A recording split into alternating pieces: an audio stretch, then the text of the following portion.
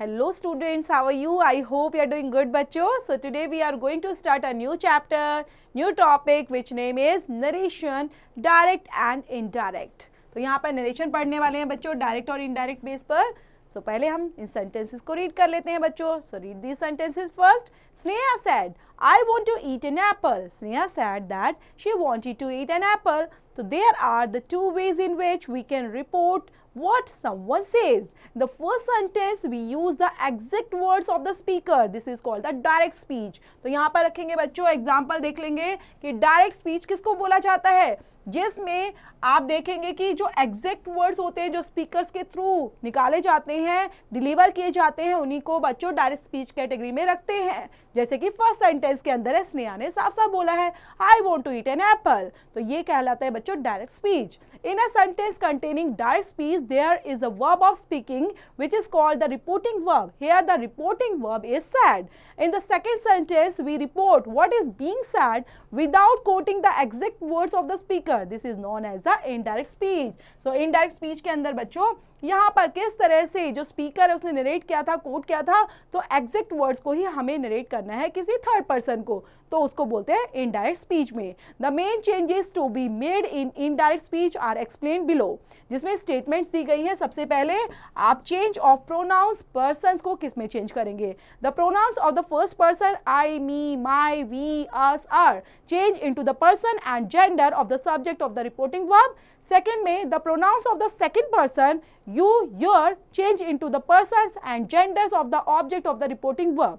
And third category the pronouns of the third person he, him, his, she, her, they, them, their, it, its do not change. In order to remember this rule, not this formula बच्चों, जिसमें साफ साफ दिया गया है person को लेकर first person, second person और थर्ड पर्सन, जिसमें बच्चों दिया गया है डायरेक्ट में first person, second person, third person. So subject of the RV, object of the RV and यहाँ पर third person no change category में एग्जिस्ट होगा. So read the sentences given below. First बच्चों डायरेक्ट स्पीच में दिए गए हैं. यहाँ पर बोलता है Jatin is a good boy. Rohan ने बोला है, Rohan said. In direct speech के अंदर Rohan said Jatin was a good boy.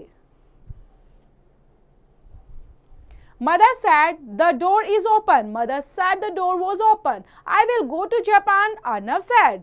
Arnav said he would go to Japan.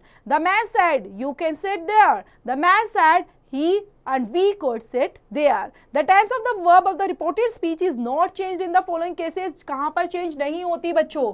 Universal truth होता है, या फिर हैबिचुअल ट्रूथ की बात है, हैबिचुअल एक्शंस की बात है बच्चों, या फिर हिस्टोरिकल फैक्ट है, तो वहां पर आपका चेंज नहीं होगा टेंस किसी भी तरीके से. जैसे कि एग्जांपल दी गया है यूनिवर्सल ट्रूथ का बच्चों डायरेक्ट में the science teacher sad heat expands gases. Indirect में the teacher, science teacher said the heat expands gases. Habitual action में he said I go to temple every Tuesday. Indirect में he said that he goes to the temple every Tuesday. Historical fact का example है the teacher said India became independent in 1947. The teacher said that India became independent in 1947.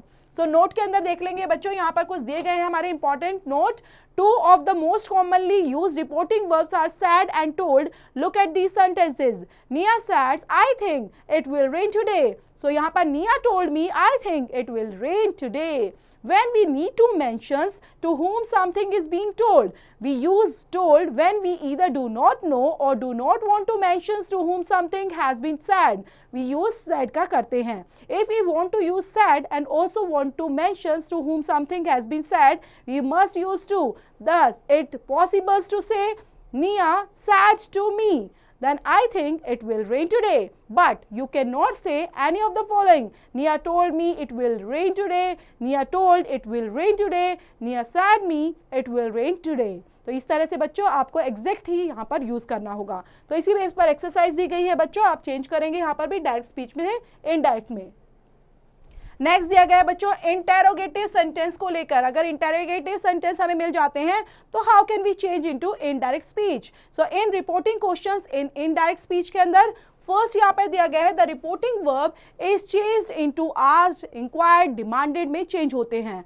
And second category है if the question begins with an interrogative pronouns or an interrogative adverb such as what, which, when, whose, who, where, how and why, the same word is used in the indirect speech to introduce the word spoken by the speaker, the interrogation sign is placed by a full stop. And third category है बच्चों if or whether is used to introduce the question part in the indirect speech when the questions begins with a helping verb, example is, are, do, has, shall, will and can. Then next है बच्चों जिसमें हम देखेंगे the interrogative form is changed into in the assertive form में बदल देते हैं। And last one is है the rules of the change of the tenses of the verb and the persons of the pronouns must be observed. Direct में when will she be back, she said, and indirect में he asked when she would be back, and direct में will she be back tomorrow, he said, he asked whether or if she would be back the next day. Till और say को लेके बच्चों यहाँ पर first यहाँ पे rule दिया गया है we use tell if we want to mention the person spoken to, जब हमें मेंशन करना होता है like Jane's teachers told him he could go to the canteen, Jane's teachers said him he could go to the canteen. We use say when the horror is the mentioned. Jane's teachers said he could go to the canteen. John's teachers told he could go to the canteen भी ये correct रहेगा। तो ध्यान रखना बच्चों जो correct है तो उसी अकॉर्डिंग आप यहाँ पर चेंज करने वाले हैं। तो एक्सरसाइज भी साथ साथ कंप्लीट करते रहेंगे जो भी यहाँ पर रूल्स रेगुलेशन दिया उनके साथ। सो नेक्स्ट है बच्चों इंपैरेटिव सेंटेंसेस के लिए। सो इंपैरेटिव सेंटेंस में बच्चों यहाँ पर भी आपको कुछ रूल्स फॉलो करने हैं। First is in reporting and imperative sentences the reporting verb say और tell is changed into verb expressing a command, advice और रिक्वेस्ट को लेकर। सो कमांड, ऑर्डर, बिट और टेल। एडवाइस के लिए एडवाइस और रिक्वेस्ट में रिक्वेस्ट, डिजायर, आस्क। प्रोहिबिशंस के लिए फॉरबिड, प्रपोजल, पर्पस, सजेस्ट। एंट्रिटी के लिए एंट्रेट, एक्सप्लोर, प्रे, बैग। और सेकंड यहाँ पर बच्चों दिया गया है that is commonly not used if it is used them instead of to should is placed before the imperative. And third rule देता है the rules for the change of pronouns must be observed. Direct में दिया गया है the beggar said to us give me some money. Indirect में the beggar entreated to us to give him some money.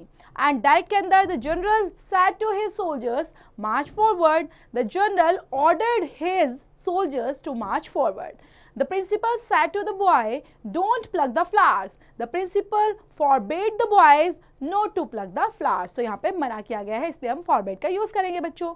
So note के अंदर देख लेते हैं when let in direct speech expresses a proposal or a suggestions, we may use should and change the reporting verb to propose or suggest के लिए, जिसमें देख लेते हैं direct के अंदर he said to me let us have some tea. Indirect he proposed or suggested to me that we should have some tea.